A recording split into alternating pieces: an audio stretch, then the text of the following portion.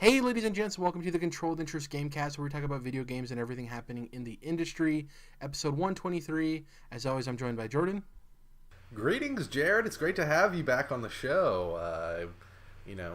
Dropped the ball, not appreciating you these last several episodes, and I just want to say that it is an absolute honor and pleasure to have you here with us. It's with us being you and me. Yeah, because Dom's not here this week. He'll be back next week. Like I mentioned last week, the next couple of episodes, actually the last 3 episodes for the year, are all pre-recorded, talking about aspects of 2018 and 2019. Just so we can have a nice holiday break and not have to worry about it, and maybe catch up on games or other stuff that we want to get to watching, or, just have some free time and not have to worry about a weekly Reading podcast. some comics, Jared. I've been getting back to comics. Yeah, me too. I'm not getting back. I read quite a bit every week, it seems like, but I want to read some stuff that isn't like weekly pulls that I want to get through. It's pretty much it. Episode 123, we're going to be talking about the Game Awards at length. Obviously, those happened the day before us recording this. We're recording this on Friday, December 7th. A lot of announcements. We're not going to go over the awards necessarily, just because, go watch them, give them the view for that if you want to check out the awards. I want to talk about more so the game announcements, since we're, a weekly podcast talking about that stuff. Plus, we're going to have our own Game of the Year award in January and talking about that, so. Yeah, so fuck the game. Exactly. Screw Keighley for putting on a great show. So in terms of what we've been playing, I actually didn't play anything this week. The funny thing I want to talk about real quick, nothing towards the quality of the game. This doesn't necessarily mean it's a bad game. It just means, I guess, my interest level with it is... So Spider-Man, once I started that game, I was hooked. I couldn't stop playing it. Red Dead Redemption 2, same thing. Once I started it, I couldn't stop playing it to finish it. I haven't gone back to God of War. I just haven't, not that I haven't felt the need or I'm not going to finish it by the end of the year. I definitely am. But whenever it's like, I have an hour or so to spare, would I rather go back to God of War or would I rather do something else? And it's just not calling me right now. Which is weird, because obviously it's considered one of the best games of the year and stuff, but it's the first big game that I'm just not getting pulled back to, which is kind of odd. I think it just goes to what I said last week of the game's great. I'm not speaking towards its quality, but it's way more gamey than I anticipated, and it just it's weird. I'll definitely get back to it. I'm gonna beat it by the end of the year. Obviously, no question about that. I just thought it was odd that it's the one big release that I've been yearning to finish. And honestly, I think it's because I'm not in the zeitgeist of its release, more so than me, how I feel about playing the game. I just think, when Spider-Man came out, I got it at release, I was playing it, I wanted to have that conversation with people. When Red Dead came out, I was really worried about spoilers. Same thing with Spider-Man. With God of War, I've avoided spoilers so long that I'm okay with how I can avoid those spoilers, so I'm not rushing to it, you know what I mean? So. Yeah. Dude, it's crazy that you avoided spoilers, because I spoiled myself looking up, I think I mentioned this back in the day, looking up kind of like a walkthrough for this certain puzzle that I was like, I should be able to do this right now, and then I look up the solution, it's like, oh, you need a different weapon, and I didn't have that weapon, so. Yeah. I've been over here spoiling myself. Just played some MTG Arena as usual. Tried out Artifact, which is the card game based on the Dota franchise from Valve.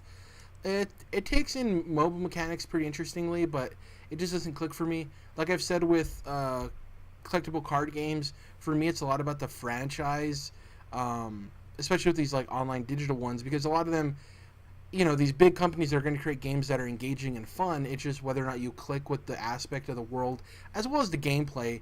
But when you have companies like Valve and stuff, they're going to have pretty tight gameplay.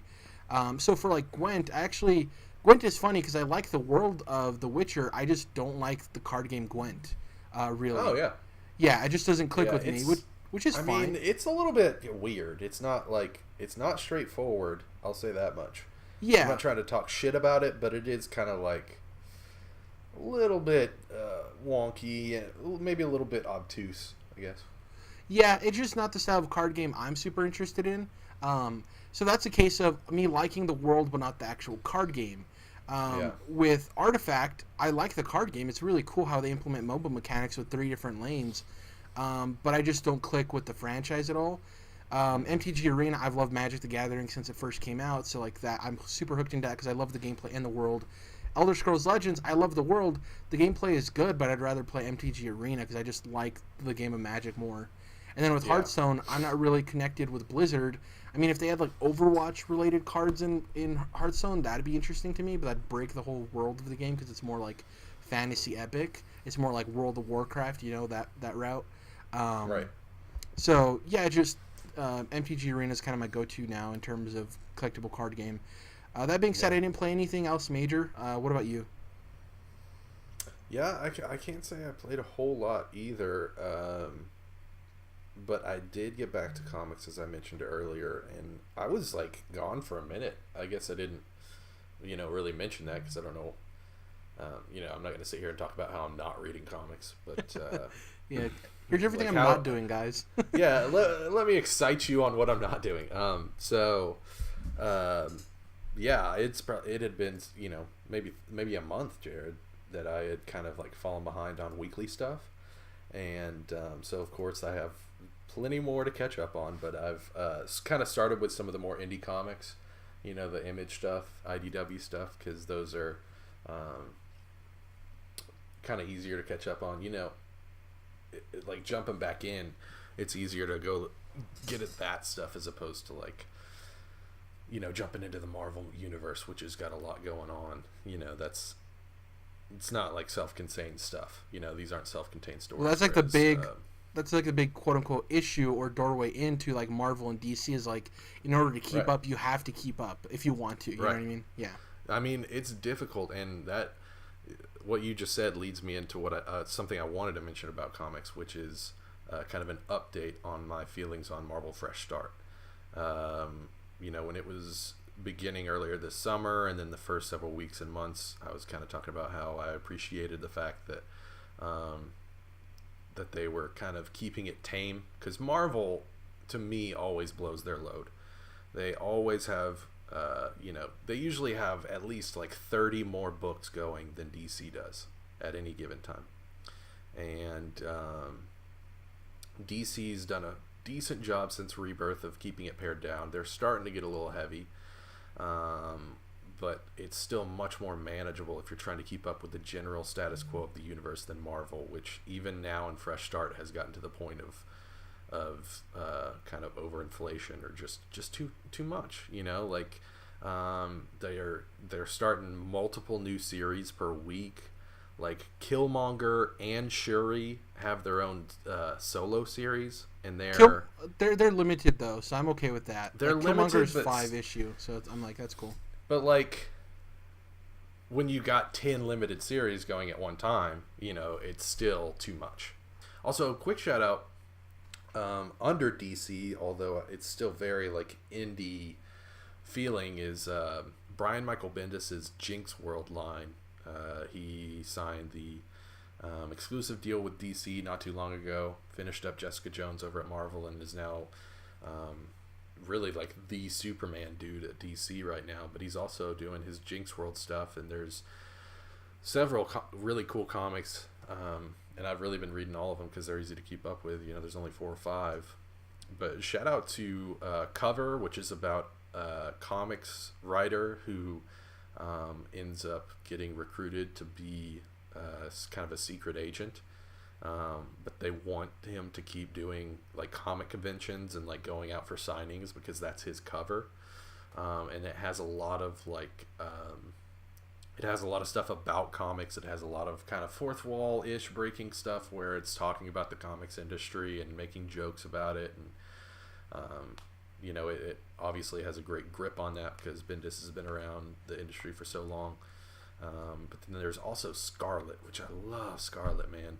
It's about this chick who's in charge. Scarlet is, in charge of this revolution in Portland, and basically there was an altercation with the police, between the police and these people. Where shit just really got out of hand, and she was kind of at the center of it, and all of a sudden she finds herself, in charge of this cell of people that have like taken over a section of Portland, Oregon, and are holding up against the American military. And obviously there's a lot of political commentary that goes into this, but there's also just cool storytelling, and the individual stories of the people that are in that zone fighting with her.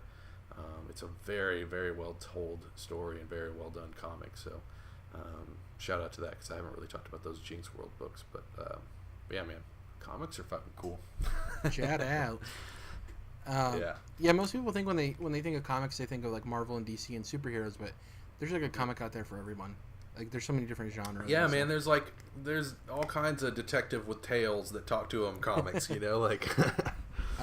Let's hop in the news. So in terms of news this week, like I said earlier, we're going to be going over all of the Game Awards announcements.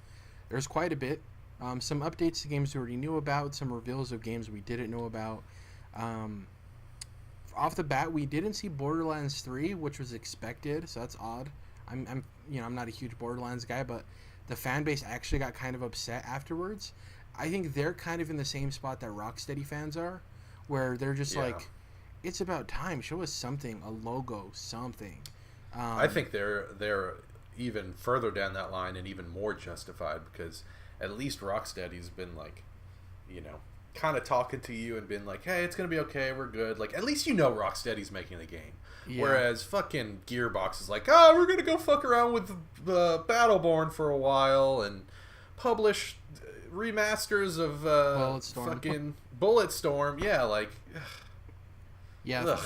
Fan base wasn't. We were just talking in the chat about Randy Pitchford and how I was like, guys, he just got robbed for $3 million or whatever by his fucking fake ass assistant, and it's just another example, like I said, of him being kind of a friendly idiot. Like, that's nice and all. It's great that you're a decent guy and that you're willing to help people out. You're willing to publish Colonial Marines, even though it has no business being out. Duke Nukem, whatever, but you're not the person that should be running the company, and you're certainly, as a Borderlands fan, not the person that I want running that franchise. Yeah, I also wouldn't go as far to say he's like a nice guy, because from what I've heard, he's not the nicest dude. He's a bit of an a-hole. Yeah, maybe I shouldn't say nice, but like friendly. Friendly and nice are different, because like fucking assholes can be really friendly, Yeah, friendly means like they're cool with you, but they're mean to the waitress, Sure. Yeah. So let's get into these. Or they're nice. They're nice to the waitress, but then as soon as she walks away, they're talking shit. Exactly.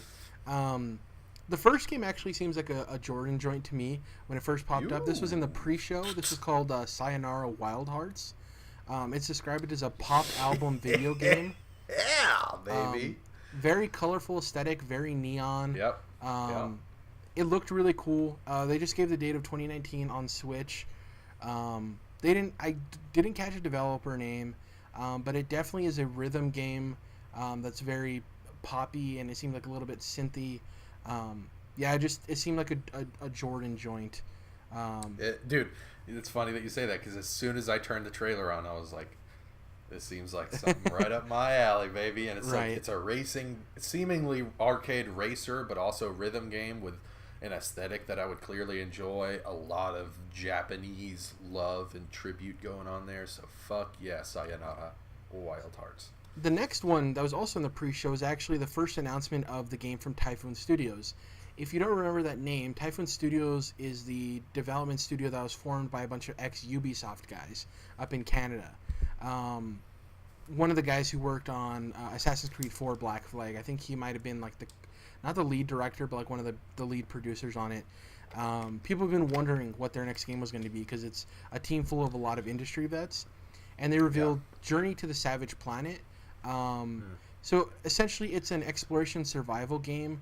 To me, it feels like Subnautica meets No Man's Sky. So if you're familiar with Subnautica, obviously that's an exploration survival game that takes place completely under the ocean. So if you have a fear of water, sorry about that. And obviously No Man's Sky is about space exploration, right? So this sits somewhere in the middle. You work for the fourth best space exploration company. That's the whole point of the joke, is like the company's so proud to be fourth best.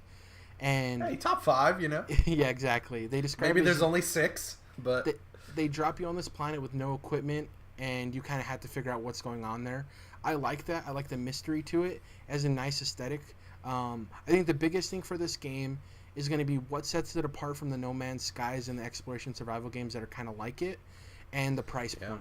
I don't think this is a game that can necessarily survive at a $60 price point at all. I would love if this launched on Game Pass, actually. I think it'd be a great Game Pass game. Nice, yeah. You know, unfortunately for anybody like this making that type of game, it's going to be, you know, like I talk about people wearing Nintendo tinted glasses, red tinted glasses, rose tinted glasses or whatever a lot of times, and this is like the opposite where, you know, everyone that looks at these types of games is going to be like, well, cautious, even if that studio's never done anything wrong, just because they got fucked so hard on No Man's Sky. Yeah, and I think the interesting thing here too is that, to your point, I think it's not going to carry a lot of interest because people are going to see it and immediately think of No Man's Sky, unfortunately. And I do think this has enough uniqueness to it of the comedy aspect of it, because No Man's Sky is about exploration in big worlds and going to space. This seems like it's more like mixing comedic elements with a specific planet exploration, right? In No Man's Sky, you're going to multiple planets. It's about quantity over quality. This is the Savage Planet. The game's called Journey to the Savage Planet. Right. I think if they can infuse a little bit more comedy into the next trailer, I think it can sell people more. And don't do something where it's a narrator slow panning. Like, actually show gameplay of what makes it fun to play and interesting. I think that'll be cool for the game. I'm interested, though. I mean, you have a lot of industry vets, which helps it out. And I do think that this is a game that could probably thrive on Game Pass if it comes out to, you know, even middling reviews of like 6s and 7s. I think it could still find a life there. So I guess only stuff that is completely exclusive or console exclusive to Microsoft is on Game Pass then, right? No. There's like some Bethesda stuff on Game Pass. I guess those are the only games that debut on Game Pass. Indie games, yeah, like indie games that come out first on Xbox, yeah, usually debut on. Because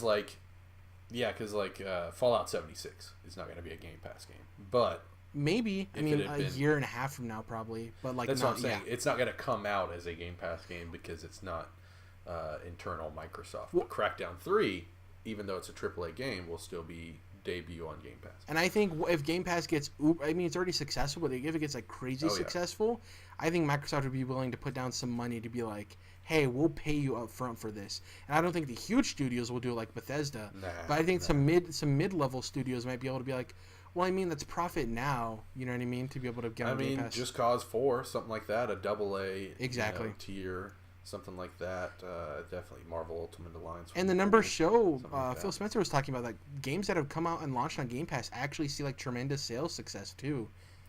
Well, yeah, because people play it for a bit, and Word maybe of they mouth. don't want to continue this monthly subscription, or they just like owning things that they really enjoy, you know, because it could get taken off tomorrow. You never know, so it makes sense, yeah.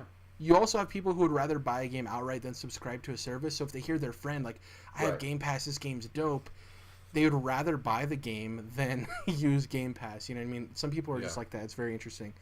Next up, we have a game that's new again. So Stanley Parable, I thought this was a very funny trailer. It was, very self-deprecating. They were like, thanks for all of the awards, and then it obviously showed The Last of Us and Papers, Please winning all of these awards. And it's coming to console next year, Stanley Parable Ultra Deluxe. It's going to have a bunch of new content for people who have already played Stanley Parable on PC.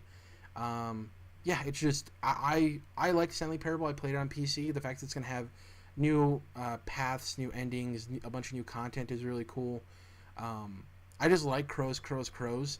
I never had a chance to play the VR game that came out last year. You remember that one that was like Rick and Morty-esque with like the weird yellow guy that was like screaming at you? I forgot the name of that VR game. But people loved it. It was really funny. It was really short. I like what Crows has done, and to have Stanley Parable have some new life is great. The next one, we didn't actually get too much of it. It was Among Trees. This is an indie game. It looks very, very Firewatchy in terms of aesthetic. Definitely gave me those vibes. Very colorful. We don't know what the gameplay is. I'm assuming it's either like a walking sim or exploration type game. I think at most it's Firewatch in terms of like it's a walking sim with a narrative in it. like a voiceover narrative. Yeah, it looked cool. That's a game that I would love to see during the indie showcase for like Microsoft's E3 presentation, or even an indies for Nintendo. Um, Nandies.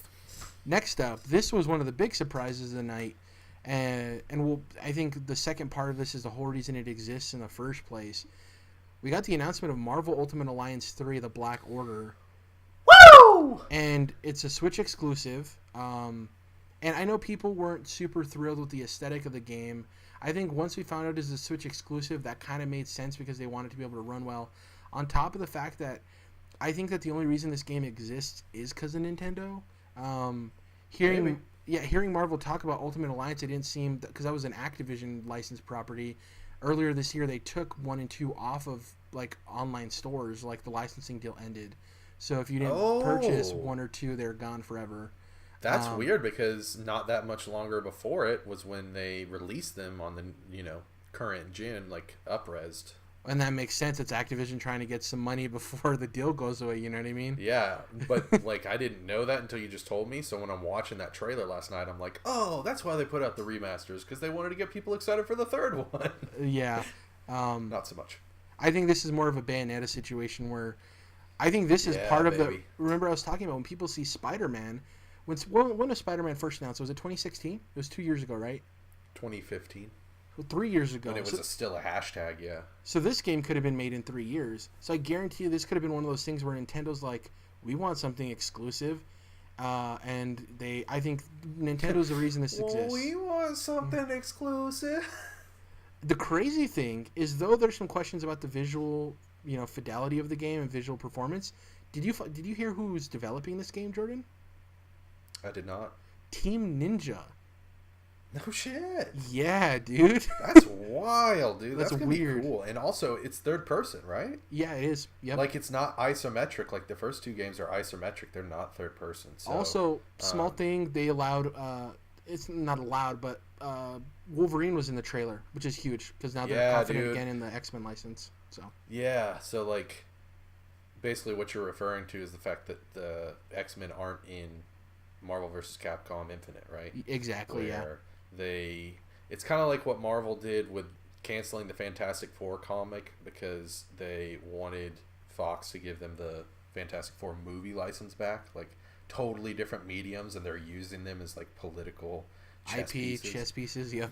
And they did the same with Marvel vs. Capcom, taking the X-Men out, which were like a staple for that series, so you knew that they were not fucking around, basically. Which I think the next time a new Marvel vs. Capcom game comes out, I think Marvel's going to have a bigger stake in that game, because this last one came out, and it was rough, man. It was very rough, and what was it called? What was it not called? MVC4, right? Exactly, yeah. Infinite. So I think that they already had this plan. They're like, yeah, we're going to put out this fucking stinker just so that the name can kind of live on, but like mostly just to appease the fans, probably.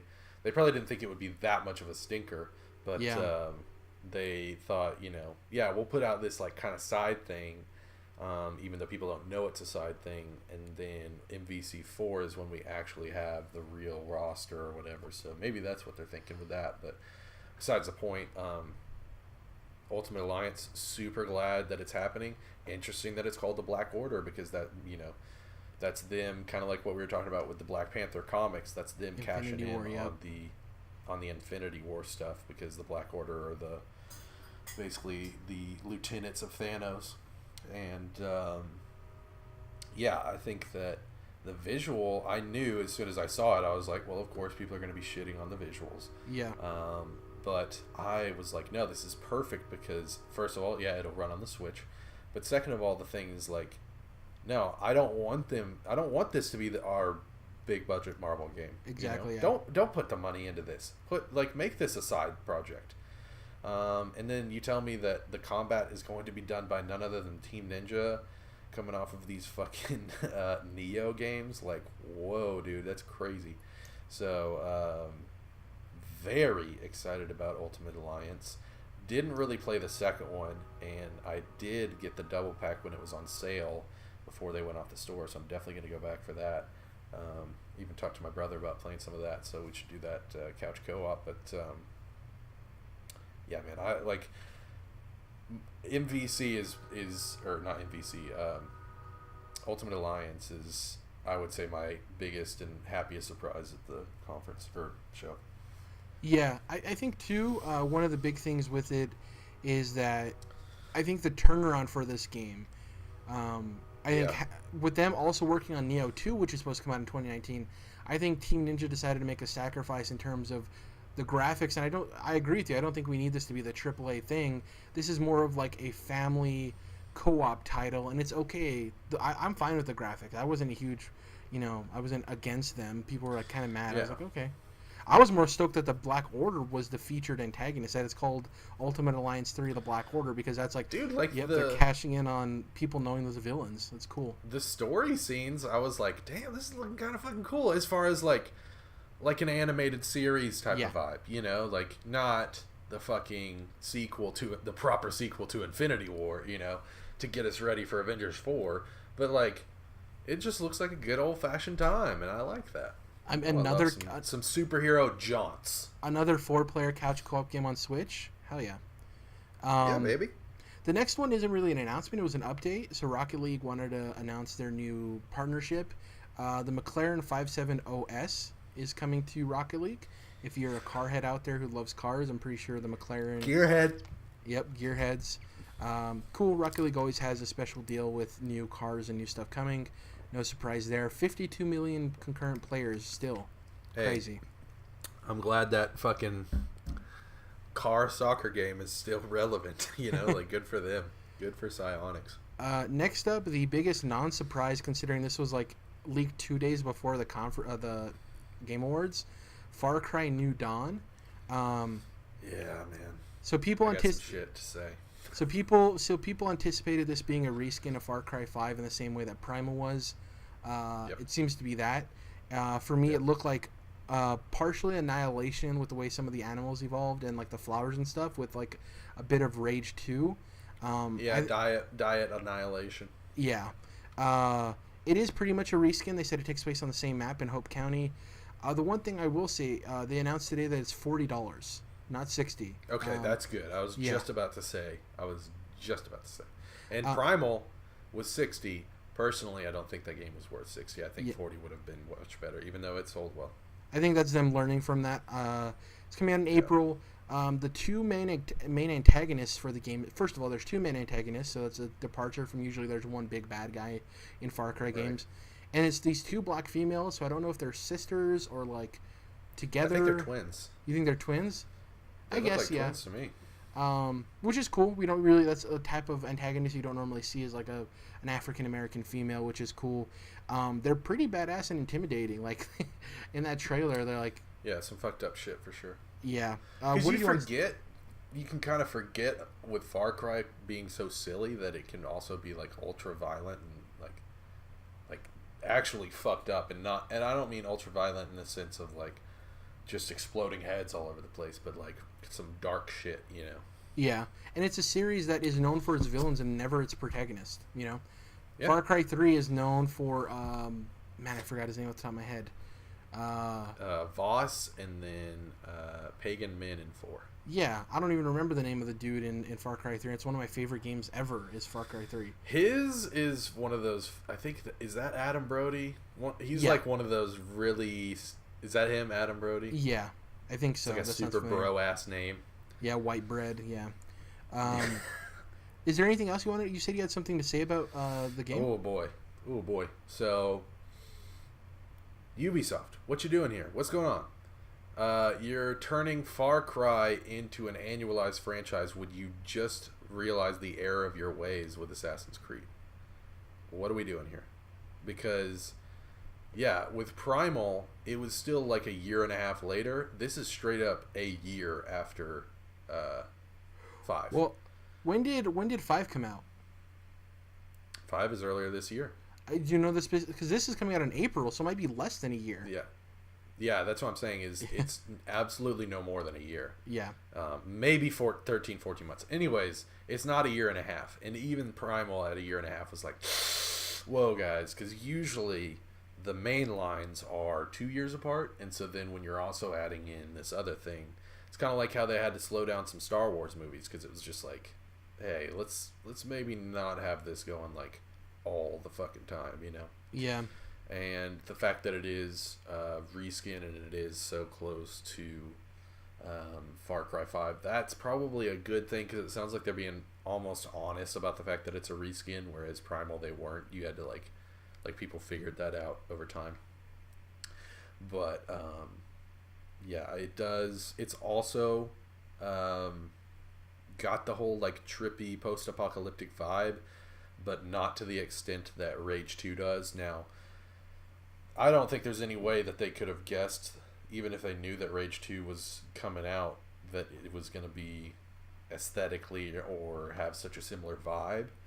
But it is the case. It is what it is, and them coming out after Rage is being debuted at E3 of this year is rough for them. Also because Rage to me looks like they're going a little bit further. This seems like a little bit pedestrian as far as like the crazy, trippy post-apocalypse. Like this seems like it's not that hardcore. Whereas Rage is like, no, this is balls to the wall, like Mad Max on acid type of shit. Whereas Far Cry is like just Far Cry on acid or something. You know, it's like you guys already do drug trips in your game, but I just don't think it's quite as balls to the wall as Rage 2, and I think that hurts it, especially with them looking almost fucking identical, and them being, you know, these first-person open-world action shooters where you're going around taking out bases and beating up weirdos with customized motorcycle helmets and shit. So that hurts it. But yeah, I am a little bit concerned about the fact that if you look at since Far Cry 3, basically, which is when modern Far Cry started and where a lot of people really started playing the games, they've only been ramping up the speed of releases, where at the same time Ubisoft has been going, hey, let's kind of slow down the Assassin's Creed. So it's like very contradictory. I realized that part of the reason they kept doing Assassin's Creed every year was because if people were buying them. Obviously people are buying the Far Cry games, but Far Cry was the best-selling game this year until Red Dead and Black Ops came out. Absolutely. Yeah. But that doesn't necessarily mean that you have to get a reskin of Far Cry 5 out by next year, you know? And so, yeah, it's like, did you guys not learn your lesson 4 or 5 years ago? Did we not just do this? And so I feel like, you know, if I had to try to place a bet on the future, I'd say, well, they're just going to do the exact same thing that they did with Assassin's Creed, and eventually, you know, 5, 6, 8 years down the road, we're gonna hear them come out with a press release talking about, okay, yeah, we're gonna slow down the Far Cry releases. There's not gonna be one this year. Next year we'll get back to it.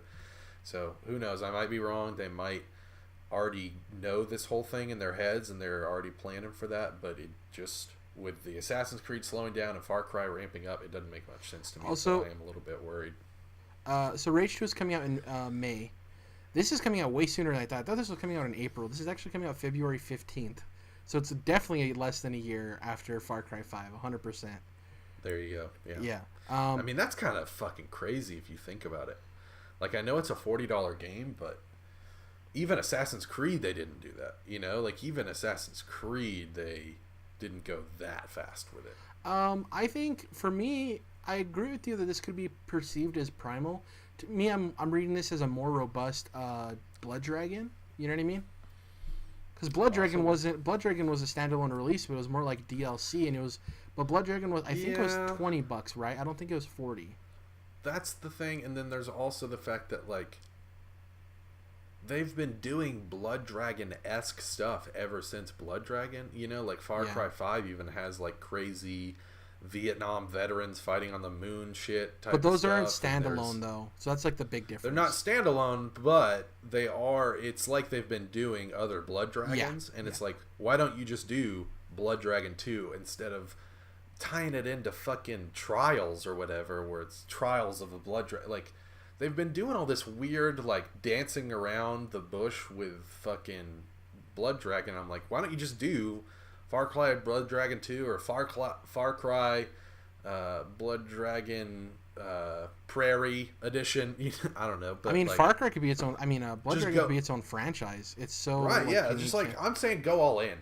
Like, and I think that might be it. Jared is like Rage 2 looks like it's going all in. Looks like it's going balls to the wall. And I just didn't feel like this trailer was like, yeah, you got these crazy twins that are clearly supposed to be like the intimidating villain, and yeah, you got some like trippy colored flowers and shit, but I just don't feel like you're going all in. And if you're going to do this like post-apocalyptic sequel to Far Cry 5 less than a year after it comes out, I need it to be Blood Dragon. I need it to be balls to the wall. I need fucking neon pterodactyls or whatever coming out of the sky. So I just didn't get that vibe, and so my interest level was much lower than any other Far Cry game would be, probably. The things with those girls too is I do think they look like unique villains and interesting. The problem is I don't think they match the aesthetic of the world. Like, they to me represent like a Walking Dead-esque type villain, whereas with this colorful world of like post-apocalypse with colorful animals and flowers and stuff, I would want the antagonist to kind of represent that as well, right? Like, them to be a very colorful, like, bigger than life type personality. And these women are more intimidating and scary, so it's kind of like contradicts the world, and I guess they want that to be the thing. The other thing is people are like, I can't tell this and Rage 2 apart. I'm like, are you kidding me? They're both colorful post-apocalypse, but they clearly look different. Like, they do look different, yeah. Like, Rage looks a lot more visually appealing to me, personally. So. Yeah.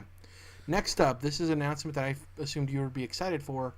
We finally got the announcement of Supergiant's new game, Hades. Woo! Obviously, Supergiant are the guys behind Bastion, Transistor, yeah, Jared, Pyre. that's the important point. Pyre as well, right? That's the important point. Yeah, Pyre, I need to get back and play Pyre. That's their most recent game, where it's like a mix between a visual novel and a sports game. It's really cool, but the important part here, Jared, is Hades. But from all everything I could gather on that trailer, Hades is a spiritual successor to Transistor, and almost like as direct a spiritual successor could be. It looks like a direct sequel to Transistor as far as gameplay goes, and that has me over the fucking moon because I love Transistor. Obviously, Transistor was isometric. Was Transistor roguelike? Because this seems like a roguelike. Because, you go out with your character, you fight a bunch of people, he dies, and he's a rebirth. That was the only major difference I could tell when he goes, time to die again. I was like, oh, that's how they're making it different. Yeah. Visually appealing as always. Supergiant hasn't made a bad game. Bastion, solid. Transistor, solid. I've only played Bastion. I haven't played Pyre Transistor, but obviously hearing from you and Dom and other people, Supergiant just makes quality games. And Hades, cool logo. Really dope logo. Really cool character design. I was confused as to whether or not you were Hades yourself because the dad character looked like he was Zeus. I think the dad is Hades. I thought the dad was Zeus. But Zeus doesn't have like evil red eyes in the but Cerberus. He was like the Cerberus was sitting behind him, by the way. Oh, or at okay. least like giant dog heads might not. Somebody said the name Zeus, so maybe you're hunting Zeus. I just remember hearing the name Zeus. Huh. Yeah. I don't know. Maybe I misheard. Who knows? Anyways, look forward to that. Supergiant dope. It's actually in early access right now on the Epic Store, which we'll talk about. That's what I was going to ask you about. So, like, the Epic Store is a whole new thing. So, are they doing, like, exclusive releases? That would make them, like, PC exclusives, I guess? I don't know. No, so Supergiant is going to come to PlayStation, but Epic launched the Epic Store to be a direct competitor to Steam and offering. We're going to get into this in the future. I don't want to harp on it too much here because we have a lot to go through. It's basically the competitor to Steam that gives game developers more money on the back end in terms of whenever they sell a game. And also, if you actually use Unreal Engine and you sell on their marketplace, you don't have to worry about the 5% for using their engine. So, like, if that is huge. Dude. Yeah. And it's basically people. It comes at the same time where people are getting fed up with Steam, and Steam actually made a recent thing where if you sell over 1 million copies, they take less money from you. So it's like AAA developers don't leave our platform, but indie developers we're still gonna take as much as we can. Gouge you. Yeah. A lot of issues with the indie market. That's kind of tone deaf. This is a great thing that happened with the success of Fortnite, though, giving Epic the ability to and the confidence in the back end in terms of money to do something like this. Next up, Ancestors. So this is from Panache Digital Games. They're also former UB guys. This game's coming out in 2019. It's an open world exploration survival game that centers around evolution. So you go from the ancient apes in Africa, like 8 million years ago, all the way up to Lucy, who's the most famous Cro-Magnon. So looks interesting. It obviously looks a little not sketchy. What's the word I'm looking for? Like rough, like you know what I'm talking about, right? Like the game looks a little rough, like it's not necessarily in low perfect budge. running. No, not necessarily low budge, like alpha gameplay, like very. Oh yeah, like it's early on. Yeah, exactly. They plan to release in 2019, so I'm assuming early access. I doubt this game will fully release in 2019. It's a very interesting concept. I like the idea of it. I just don't know how it's going to pan out. I think it's going to be a game that is going to have a lot of innovation in terms of the systems and mechanics it has in it. But in terms of actual gameplay, smoothness, visual fidelity, engagement, I don't think it's going to hit those marks. You know what I mean? I think it'll do more for innovation in the industry than it will do for consumer critical success, if that makes sense. We'll see, though. Right. Next up, this is from Midwinter, Scavengers. This was an interesting thing. This is a game that could potentially flop if it comes to consoles, in my opinion. So they call it a co-competition survival game. It's a shooter. Co-competition? Yeah, exactly. Yeah, co-op and competition. Their phrase. It sounds online. like co-competition. Womp. So they basically said the slogan is "Work together to survive, compete to win." So I'm assuming you have to work with other groups of people in order to gain maybe like firewood or like food and stuff like that. And then once resources start dwindling, that's when you can make the choice to like kill off people. Honestly, I'm kind of joking, making fun of the term that they use there, which is a stupid fucking term, but it's a cool concept. It's a cool idea. Yeah, I just think Scavengers is a very vanilla name. And I think aesthetically it didn't look too unique either. It just looked like, honestly, when it first showed itself, I thought it was another Battle Royale game. Speaking of names, I'll have something coming up here later in the show, a little tease. So yeah, Scavengers. Bad names. I don't want to dismiss Midwinter's game. I'm just saying I'm not super confident in it, but like you said, I'm interested in this co-competition type of gameplay. Odd. Next up, Dead by Daylight, still chugging along. Friday the 13th, they're having all their issues with the IP and lawsuits and all of that. But Dead by Daylight is still chugging along. They're going to have dedicated servers in spring of 2019. There's a new expansion coming with a new killer, the Legion. I don't know if you saw the mask. Is that from The Strangers, or what movie is that from? Like an homage to? Did you see the mask of the killer? You talking about the one that's like a white and it looks like stuff's drawn on it? It has like two like straight line eyes and then straight line mouth kind of. I think that they're just playing off of that aesthetic, which has become very popular, especially since The Strangers came out. Yeah, well, it's not. I don't think it's officially licensed. Some of their killers are. I was just wondering if you thought it was also influenced by that, because that's what I thought. Oh, was definitely. Like The Strangers. Absolutely. Yeah. Definitely. Yeah, like that whole vibe. You see that a lot in the Purge as well. Purge movies. Yes, thank you. I don't know if that's what you were going for, but you thinking of something, I was like, oh yeah, Purge too. I wonder if that's what you're thinking. No, that's exactly. I was like, how can I not remember the name of the Purge? But yeah. Next up, people have seen gameplay for Anthem. People are wondering, BioWare is good at delivering stories. What's the story of Anthem? They had a story trailer, which I actually really liked. It showcased a lot of the characters. It's funny, they made a point to show that their facial animations were actually good. They zoomed in on the characters that were talking. We got the villain reveal. He was narrating the entire time, and we didn't find that out to the end. In terms of the reveal of the villain, it wasn't anything creative or new. It's like you're the hero, you're down on your knees, and you're hearing this whole explanation from the bad guy. It's been done before, Destiny, a bunch of other games.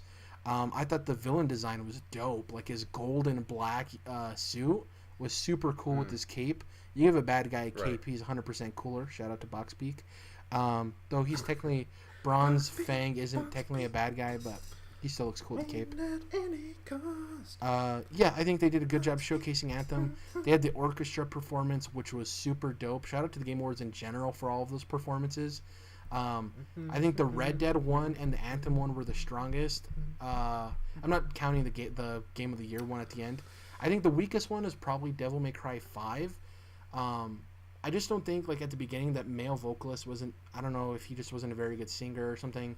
That one just didn't sit with me too well. I don't know if he's just, like, shitty or what. Girl killed it. But, yeah, and, man, the Rockstar Red Dead Redemption 2 orchestra performance was great with that whole band, and, oh, so good. It's a good way to do it, man. Honestly, like, why were you not doing that since the start, you know? Exactly. But I'm glad they're doing it now. They've dabbled with it, but I think this year Geoff Keighley heard from people like, no, those are some of our favorite parts of the show. Yeah, when they started, I think it was last year, right? When they did Odyssey, Persona, Horizon, like that they nailed that. It before started. They were kind of they were having like churches play or. 2016 or was the Dead big Mouse. year. 2016 was the year when the Doom performance happened. Yeah, and that one was like the one that set the stage. Changed. Yeah, I think they did a good job in general listening to feedback. Yep.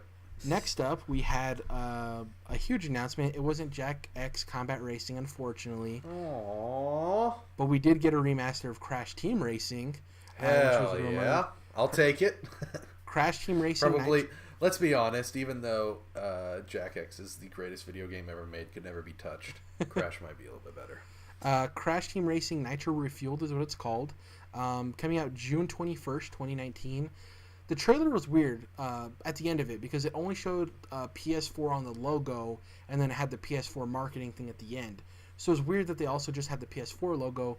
People were like, is this going to be a year-long exclusive like the Crash games? Or yeah, I was going to say that's how it was.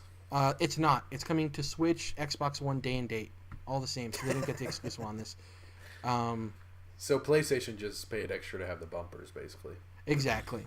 Which people weren't sure if it was just that or if it was the exclusivity as well. But really cool. They had the guy in the Crash costume out there. They had a crate, which was cool, and they had the cup. Geoff Keighley lifted up the cup from the game. I wonder if, because Mario Kart is so popular, do you think they'll ever bring back Diddy Kong Racing? No, right? Because that's too competing. That's like too close. Yeah, and that's just not how Nintendo rolls. You know, Yeah. they're not doing like Dude. remakes of their old games. But I was just thinking, since you mentioned Jack X, like, why are we not getting more combat racing games? Dude, Why? I would pay money for a Pokemon kart racer. Oh my god. Damn, that'd be cool. That would be so But then cool. it's like, people are gonna be like, oh, I want more racers in here, but they have like 1,000 Pokemon, so they could never actually put them all in there. You know, like, I think it'd be obviously cool if there'd be like, you know, the top 100 that everybody wants to see Pikachu or whatever. But yeah, it'd just be so cute, man. It'd just be such a good time. hell yeah. Yeah, And then instead of like having actual power ups, you just have like cooldowns on your actual moves. yeah. So like Pikachu can I just said Pikachu. Pikachu can do, you know, can shock somebody as he's going by, or Blastoise can blast somebody with water. That'd be cool. Quite a bit of things to go through still. Obsidian's new game was announced. This was actually one of the most anticipated things for the Game Awards. Obviously, Obsidian, the makers of Fallout New Vegas, South Park Stick of Truth. They were recently acquired by Xbox, but this was a publishing deal they had beforehand with Private Division, who's Activision's indie publisher. The Outer Worlds. The name, I'm not super excited about it. It's whatever. There you go. Well, this isn't actually the example I was talking about, but it is a name where I'm like, why do you have a the? Yeah. Why is this not called Outer Worlds? Honestly, That I don't might know be if a licensing thing. maybe I don't know if the Outer Worlds might sound more generic. If they took away That might sound more. I don't know. It's either way. I just don't. It's an okay name. I don't think it's bad. I don't think it's good. It's whatever. That being said, I think the gameplay looks super cool. It's exactly what I expected. It's like the aesthetic is very No Man's Sky meets Fallout, with a dash of like BioShock in terms of like that classic vintage look. The whole play here is that companies have basically advertised and marketed this new planet that you landed on. So it's like corporate runs it. They made a joke in the trailer about choice. There's these two people arguing, and the guy decides to you shoot one of the people in the conversation. The girl's like, "You didn't have to shoot either of them. You know that, right?" That's like fourth wall breaking. Like, hey, here's how the game works, but also just doing a good joke out of it. I loved that moment. I think a lot of the, I think they're in-engine cutscenes, but they obviously are pre-rendered, like the stuff with the old guy. I think that stuff looks fantastic. The thing that gets me excited, Jordan, is when Obsidian was announced to be purchased by Microsoft, the one thing I said is they're finally going to have a crazy budget, right, to finally make the game they want to make. You saw the budget they had with Fallout New Vegas. They killed it. You saw the budget they had with Stick of Truth. They killed it. This private division, I doubt Activision is giving them the money Microsoft's going to give them. Yep. This gets me excited for what their first project with Microsoft is. I'm excited for this game too. This might make it into my most anticipated. It's coming out next year in 2019. It'd be interesting to see in the future if this stays a private division IP or if they're just publishing it, and if the sequel would be Microsoft's game, how that's going to play out, or if Microsoft just wants a new IP. Yeah, definitely. If so, then you might see Obsidian making a non-exclusive game, right? Exactly. Yeah. Not exclusive. It would be on PC. If this still. game makes it, but I'm just saying, like, if this game does really well and Obsidian's like, hey, we want to do a sequel to that game, but we can't make it exclusive. Like, we're gonna have to put it on PS4. I don't think they'd be allowed to because they're owned by Microsoft now, so it'd be Microsoft's decision to work with Private Eye on that. Yeah, I just think that it could get, like, this is kind of far-flung, but, like, what if it got so popular that Microsoft's like, dude, we don't even care if it's not exclusive. We just need a sequel to that game, you know? Yeah, I think if they purchase them to have exclusive games, so it'd be tough for me to see that, but it is a possibility. The one thing I want to say, too, is there was a Satya Nadella interview the past couple of weeks, and he basically said, we're giving these new studios, like, a blank check in terms of budget. Fucking jeez. He basically said, like, they want Game Pass, and, like, they want to be the people and the service that people go to for video games. And he said that's why we're being so aggressive, is because we want these creators to be able to make games that people want to play, and we want people to play games on our place.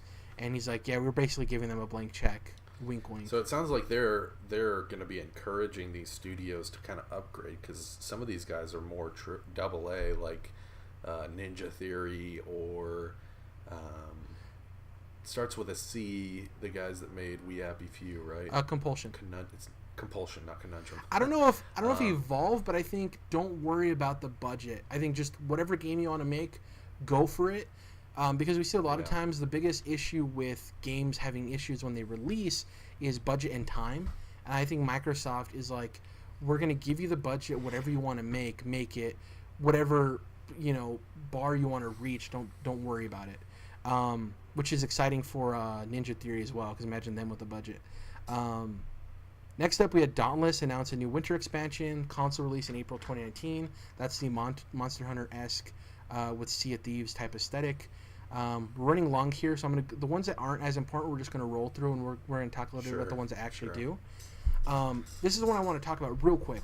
The Last Campfire. This is a game that was announced. It's by Hello Games, the people behind Nomads Sky, but they're calling it a Hello Games short, which I think is them making an indie game while they're still continuing to support Nomads Sky.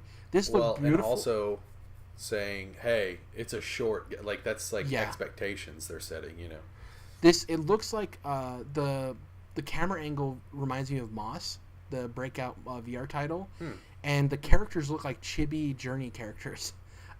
Looks very cool. I love the music choice, killer. I'm really interested to see what the price point is here, and I want, this is the type of game that might launch in Game Pass, because remember Hello Games, No Man's Sky is on Xbox now. They're not they're not Sony. I mean, they might actually have burned that bridge with Sony because of the whole way that whole thing played out. Sony might not want to work with them again, and they might not want to work with Sony again. It might just be something that, not that they wouldn't publish it on Sony, don't get me wrong, but exclusivity. Next up, something exciting, PUBG's new snow map. It's on the test server now on PC. The big update is that the snow, actually, you'll leave footprints in the snow, which is huge in terms of strategy because that can give away your positioning, right? If you're in this open world and you come down to the final circle and you see these footsteps lead up to this area, you're like, oh, somebody might be hiding there. So it actually changes a lot of the gameplay dynamic that you can see people's footprints in the snow. Nice. It's going to be interesting if there's weather effects where if you're on a map and it's actually snowing in that session, if it'll cover your footsteps over X amount of minutes. That'd be pretty cool. We'll see how that plays out. Yeah. Atlas, this was weird. This was the high fantasy game from the Ark Survival Evolved guys. Those games have never really gotten me. They're like, I understand, like, I think they're huge with kids and they're very janky, but people love that jank.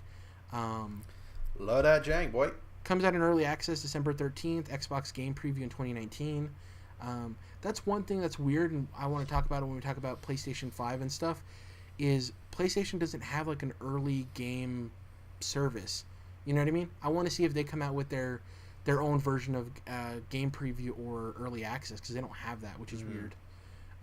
Yeah, that does seem a little bit against their philosophy. Like they seem like the people that kind of turn their nose up at that. You know? Yeah, I'm just saying, like, I think it should happen. Yeah. If you're claiming you're for the gamer, I mean, that's whatever. That's a whole other I agree. Yeah, you know how PlayStation is. They love cutting themselves off to potential revenue streams. Have their head so far up their own ass. Yeah, man. Oh, speaking of weird transition, real quick. I think I mentioned at the top. Did I mention having all three of them on stage at the beginning of the show? No, I mean, if you're looking at it from a real macro perspective, it's cool that that's a thing because, you know, especially Sony it's a special and Nintendo moment.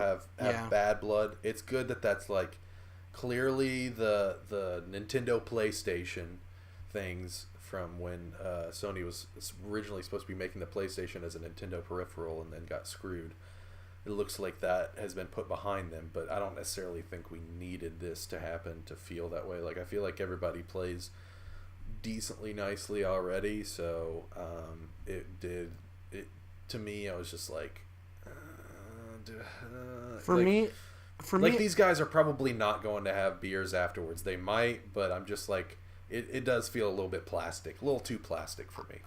I understand. I do think it was a huge moment for Keighley to get that set up, though. Like, sure. To have that hey, great happen. for Keighley. Yeah, great for Keighley. Yeah, that's like, if I knew him personally, I'd be like, dude, how'd you do that? That's so cool. But from like gamers' perspective, I'm like, yeah, this isn't like getting me, you know, all tingly inside or anything. The thing I will say is you definitely got to hint to each of their personalities. Like, with those three up stage, I think still, I know people are going to call me a fanboy, but I think Phil Spencer is still the most relatable, like, down-to-earth dude.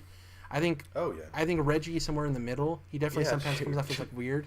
And Sean Layden is definitely, like, a little too button-up. Like, he was, like, very, God. Yeah.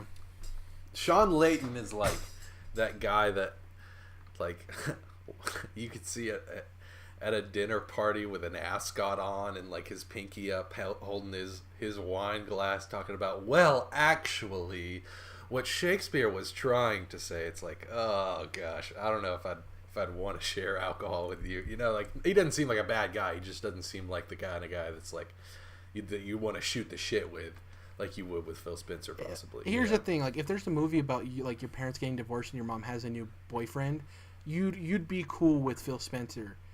Absolutely. You would hate Reggie Sean Fils-Aimé. Layden.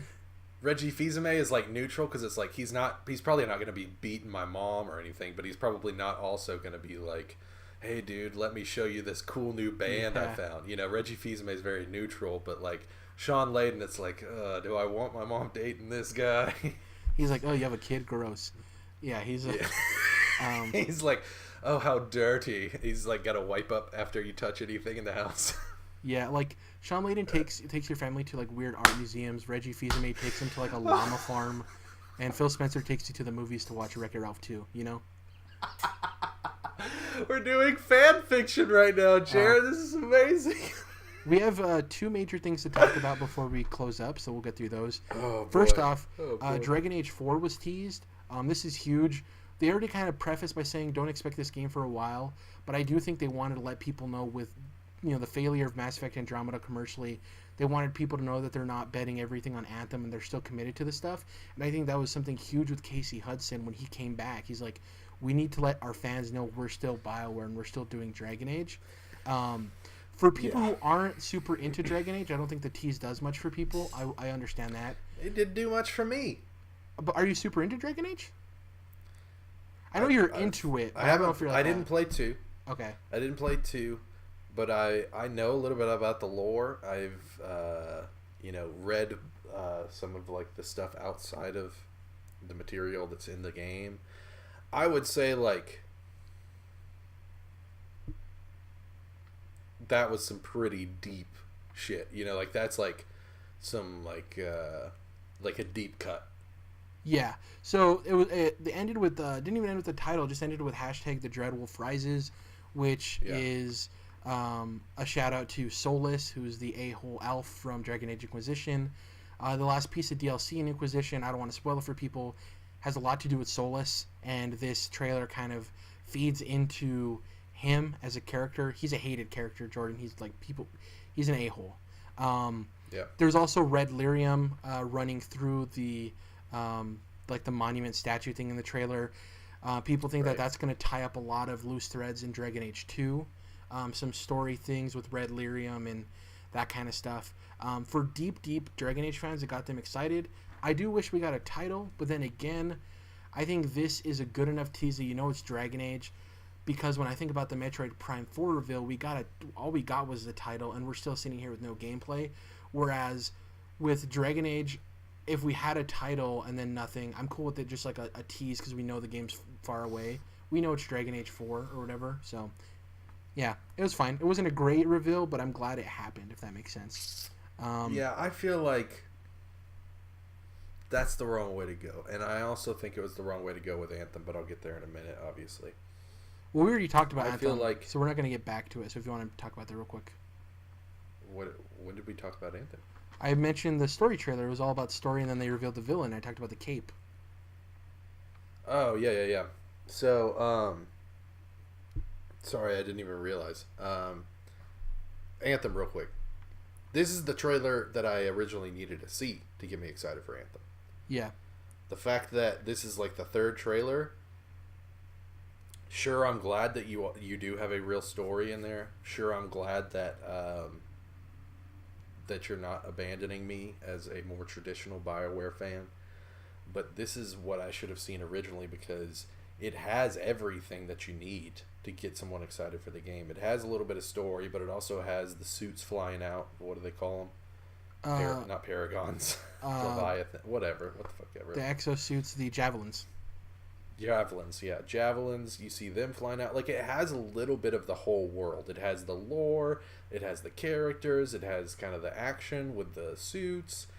This, I think, is the perfect way to debut Anthem, and obviously, when they did debut Anthem, I wasn't thrilled about it. Them flying off in their Iron Man suit, they dunk down in the water, then they jump back out, hop in with their friends, do a little firefight. I think that's what you do right after you reveal it. Like, the second thing you do, where it's like, okay, you've seen that the game exists. Now let's actually show you a teensy bit of gameplay. But hey, who am I? I'm just the one that's been tearing EA a new asshole about the way that they've marketed and unveiled games for years now. And I think that they're continuing to fumble the ball a little bit. It's not nearly as bad as it has been in the recent past, with maybe like Battlefront or some of the other Star Wars games or Mass Effect Andromeda, but it's still like Dragon Age. Maybe they're looking at Dragon Age where it's like, listen, this is going to be a more niche thing than Mass Effect or than Anthem, which I feel like it sells pretty well. I don't know. I don't have. I don't read that at all. I don't read that at all. I feel like they were just playing way too hard to the hardcore Dragon Age fan, where it's like, I feel like it would have been cooler to just, like, what's to say, oh, well, I guess if you didn't catch the BioWare logo, Jared, and you're not a huge Dragon Age fan, how would you know that it was Dragon Age? Because you search the hashtag the Dreadwolf live. Exactly. You should never have to like go to a second place but to if figure out what that was. But if you're not releasing Especially the game if it's an established franchise that you're just like teasing and trying to get back into people's minds, like most people didn't take that second step if they didn't understand what it was and didn't catch the BioWare logo. Yeah, but that's fine, because what you don't want to do also is you reveal a game 2 years early and then have people for 2 years say, you showed us the logo and you announced this game way too early. I think it was just their way of trying to hit the middle ground. To your point, people are still going to be bugging the piss out of them whether they, show the font that they're going to be using or not. Like, yeah, but this tease, the game. I think this tease was for the fans of Dragon Age. This wasn't for everyone. Right, and in my personal opinion, I don't think that was the way to go. Just like I don't think it was the way to go with Anthem or the last 4 giant AAA games that they've released or haven't released, unfortunately, with Amy Hennig's games. So, yeah, I just feel like, to me, looking at this whole thing from a more bird's eye view perspective with the way EA is marketing their stuff and specifically their BioWare stuff, they just don't necessarily know how to do it, whereas that hasn't necessarily been the thing in the past. I think I've loved the marketing for Anthem. I disagree with you on that. I think the original Mass Effect trilogy really nailed their marketing. They had strong campaigns. You knew what they were trying to say with it. Even if you weren't really into the games, I think they were so fucking strong. Even that Mass Effect 3 stuff with it's like really focusing on Earth and humanity. I just don't feel like they're nailing it, and I get that you disagree. I just hear the way I hear people talking about Anthem, listening to all the video game podcasts that I do, people are still kind of shakier than they should be at this point. I feel like people should be more solid. I get that, because of the recent past is why they're a little bit scared, but in a lot of ways I think it's also because EA's not necessarily showing them why they should be so fucking hype on Anthem. You're a giant BioWare fan. I'm a pretty decent sized BioWare fan, or whatever you want to call it. So we're going to be checking this shit out, but people that aren't, I don't think are necessarily being drawn in the way that they should or could be. Well, I don't think they're trying to draw in BioWare fans, unfortunately. I think Anthem is being made for the Destiny type audience, and I think that's why... that's what I just said, is we are already drawn in because we are BioWare fans, and they're failing the people that aren't BioWare fans. So if they're not trying to if they're trying to draw in people outside the BioWare fan base, I'm saying they're failing at drawing people in outside the BioWare fan base, and so if that's their main goal, that sucks even worse. I think it's the opposite, personally. And that's why they led with gameplay, is because I think they want people to know that this is like a shooter game where you're killing stuff and you're looting monsters and all that stuff. I think now that Casey Hudson came back, he's the one who's trying to get back BioWare fans and people who actually care about like the story-driven narrative RPGs. And I think this trailer was a big reason. He was a big reason this trailer got made. I think if he was at BioWare earlier, I think this would have been one of the lead trailers. I just think that they're not going for the hardcore BioWare audience with this game, though they'd like them to play it. I think they're going for the more casual Destiny, games as a service, Division type players. It sounds like that last part you just said is EA's mission, whereas the pointing towards BioWare not fan, you know what I mean, not fanboys, but like hardcore fans, is Casey Hudson's mission. And I wish, like you just said, maybe if we had Casey Hudson here the whole time, which we fucking should have, because they clearly can't like operate properly without him necessarily. BioWare, at least. I think the best thing for BioWare is him being back. Marketing the whole time. Yeah, I think him being back is the biggest thing for BioWare to move in the right direction. Absolutely, honestly, man. I would love if Microsoft just bought out BioWare from EA. Just like give us BioWare. I mean, I wouldn't, because I want to see those games on PlayStation, and not even selfishly. Like, I could pick up my Xbox controller and turn on my Xbox. But like, I think it's better for gamers and the industry as a whole that we get those games on. The only reason I say that is the only way BioWare leaves EA is if EA shuts them down or if they get purchased by somebody. You know what I mean? Yeah, they would never go independent. I wouldn't want want them to be PlayStation exclusives either. Or Switch exclusives either. I want everybody to get to enjoy those. But yeah, that would be, dude. BioWare unshackled from EA, Jared. You just blew my mind. Holy fuck! Why is that a thing? Not being a fanboy. Why is that studio just being chained to this horrible demon of a company? And it's not just being like an Xbox guy. It's that out of those three companies, the only one who's actively pursuing studios is Xbox. So that's why I brought them up. Yeah. Makes sense. Yeah. Also, there was a story. We need to get through this because we're going really long. There was a story that Xbox is in negotiations with a mid-level studio that's traditionally known for being partnered with PlayStation. People think it's Supermassive, which would be really interesting. That's like a story. The guy who broke like all of the studios for E3. Same thing. He said they're in active discussions with a mid-level developer who's known for working with Sony. People think it's either, to like scroll through who else it could be. Insomniac's not mid-level. People think it's either Bluehole or Supermassive. Bluehole could be Supermassive. My mind went to Supermassive makes sense because they have that horror anthology which would fit on Game Pass. Jared, you're forgetting one. Ready at Dawn. Yeah, interesting. Aren't they making a lot of VR stuff now though?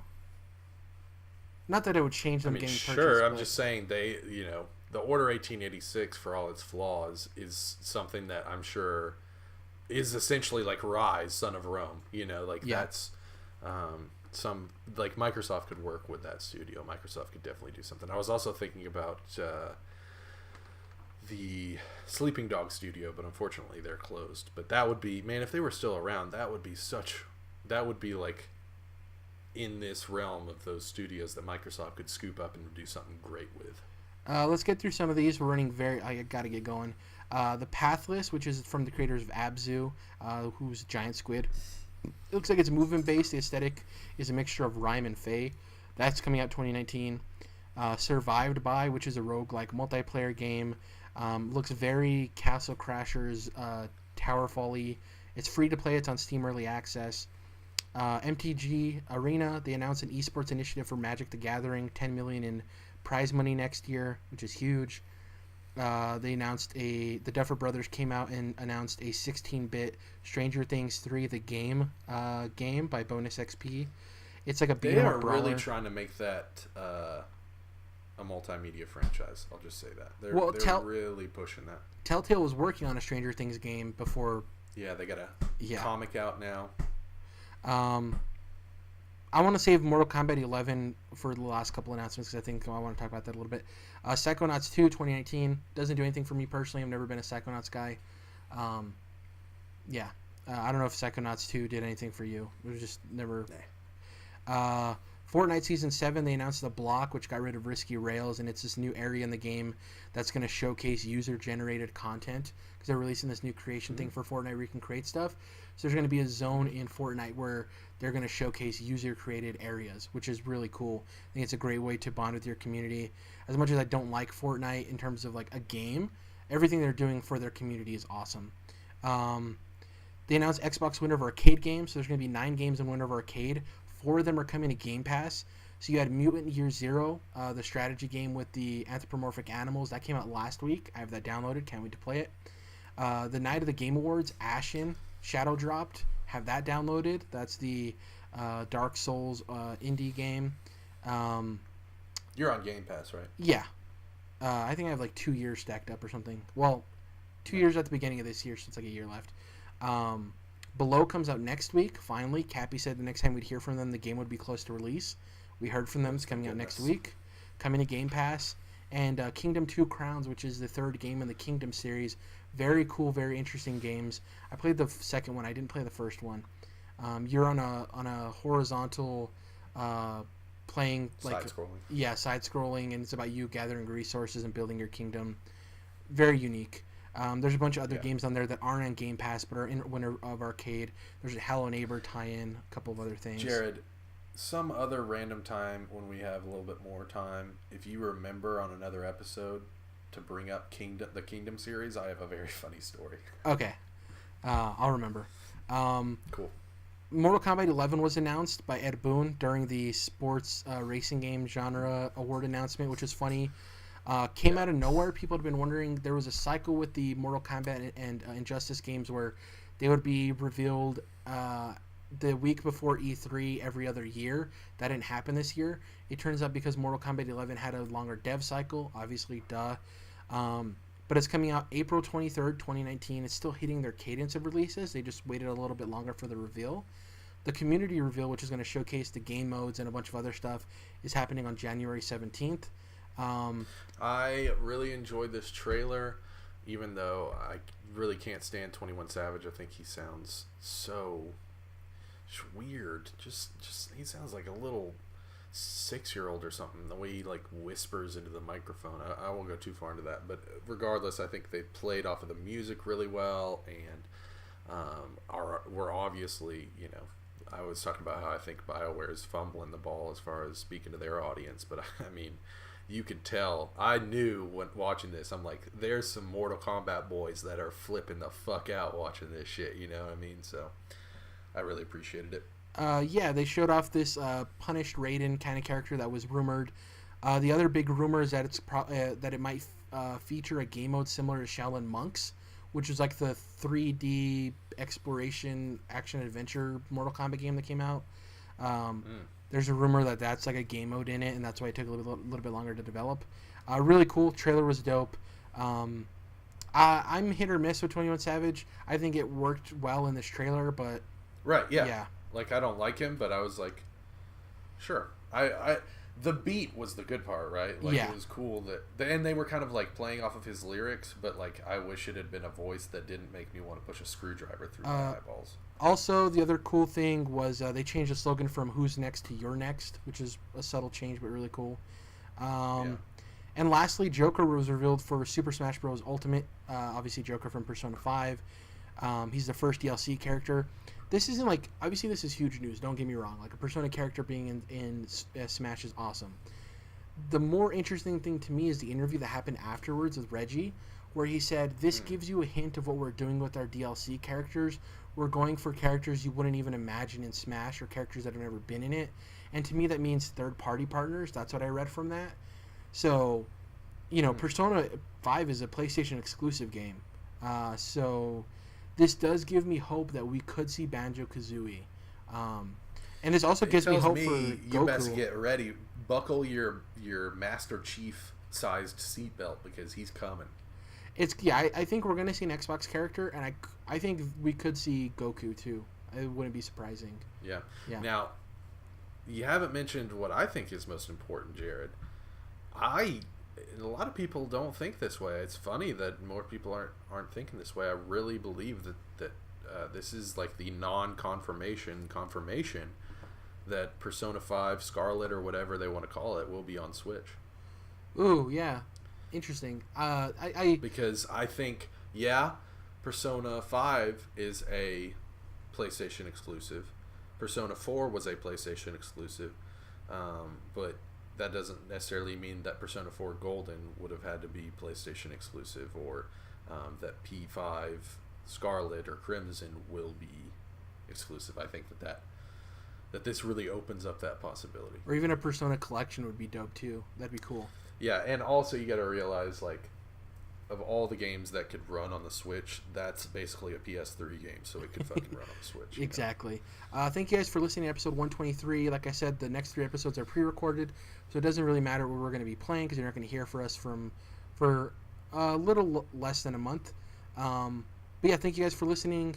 Dom will be in the episodes, and so will Jordan, so you get to hear from all 3 of us the rest of the year. What we have coming up, we're going to be talking about our most anticipated games for 2019. We're going to be going over our predictions that we had this year, what we got wrong, what we got right, as well as our predictions for next year. And that'll be fun. What was the other episode we were doing? I'm trying to remember. Me and you talked about. Oh, I just had a bunch of questions for you about 2019, right? Me and you talked about that. Yeah. So look forward to that as well. We're going to also be talking about Game of the Year early next year. And thank you guys for listening this whole year. Can't wait to do another one. I want to give a shout out to Jordan and Dom for still doing this podcast with me. We're about to be going on. You. Jared, we're so glad to have you here, Jared. I just want you to know it's an absolute honor. We're going to be going on year 3? Yep. Yeah, crazy. Man. Awesome. Couldn't picture another 2 people to do a podcast with. Unless you call Phil Spencer. I'd love to do a podcast with him. So yeah, get this Jordan asshole out of here. Phil just called me. Yeah. Thank you guys for listening. We'll catch you guys in the new year in terms of a new live podcast. Bye, guys.